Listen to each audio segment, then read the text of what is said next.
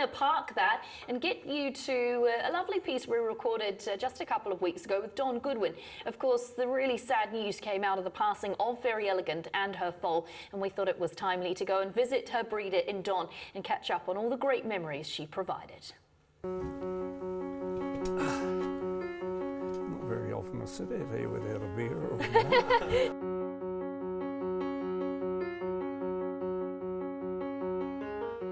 Don, thanks so much for having us here today. First of all, just wanted to offer my sincerest condolences for what happened with Verry Elleegant. Such an incredible shame.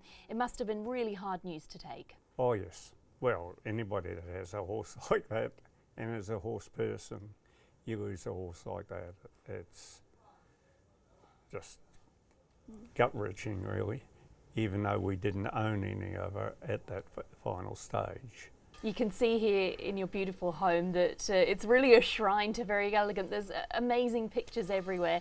Take me right back to the start when she was a foal. What were the expectations and what did you see when you first laid eyes on her? Well, it was unbelievable because she was quite large. Usually with a large mare like that, you tend to think it's going to be a colt. But the filly was beautiful, and we got her onto a foster mother straight away, the Darcy Brahma mare, and yeah, they clicked, and she just grew and was quite a foal, quite a foal. It's a good opportunity to reflect on what an incredible mare she was. She achieved so much in her career. Talk me through some of the highs. Well, the obvious one's the Melbourne Cup. That was one hell of a win. You don't see many Melbourne Cups won that well against that good a field at the top end of the field. Very often in that time, that was the 5th fastest time ever for the Melbourne Cup. And the year before, when she ran all the fastest sectionals, was the 4th fastest time. So I knew she was pretty good from the first run over 2 miles. And in matter of fact, I was telling a few people in confidence that I thought 2 miles was her best distance. And yeah, so approved.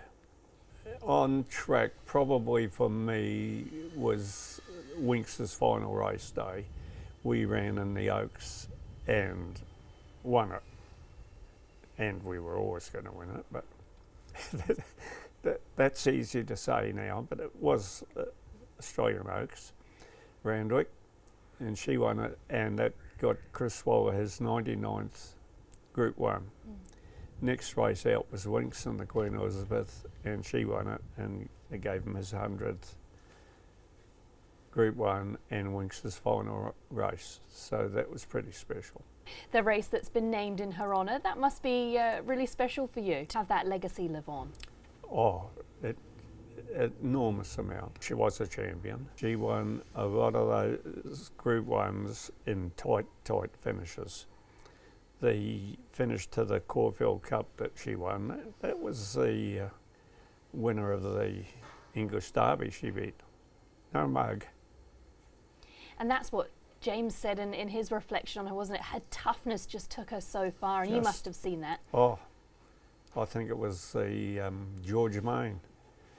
Four lengths behind the leader, chipped to the inside, and Christina said to me, "Oh, we're not going to win this." I said, "You wait and see." Gotcha. She was just marvel, just a marvel. I want to leave things on a positive note, because it's not just about the past, it's also about the future. And very excitingly for you and your family, you have the full sister in training with Chris Waller. That must bring you so much hope. Well, it does, and it took me 7 years to get another filly. 7 years, and yes, well, let's hope.